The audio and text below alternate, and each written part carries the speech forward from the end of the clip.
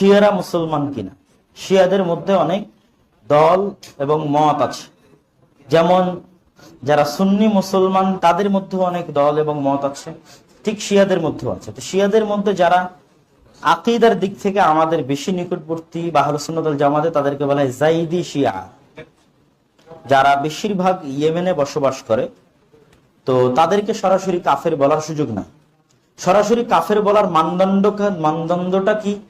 সরাসরি কাফের বলার মানদণ্ড হচ্ছে সাহাবীদেরকে গালিগালাজ করা, আয়েশা রাদিয়াল্লাহু তাআলা আনহাকে গালিগালাজ করা, ওমর রাদিয়াল্লাহু তাআলা আনহুকে গালিগালাজ করা, আবু বকর রাদিয়াল্লাহু তাআলা আনহুকে গালিগালাজ করা।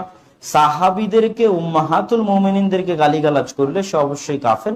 যেমনটা ইসনা আশারিয়া, যারা 12 ইমামে বিশ্বাস করে, এই শিয়ারা সাহাবীদেরকে গালিগালাজ করে। আর যাইদি শিয়ারা কি করে? শুধুমাত্র আলী রাদিয়াল্লাহু তাআলা আনহুকে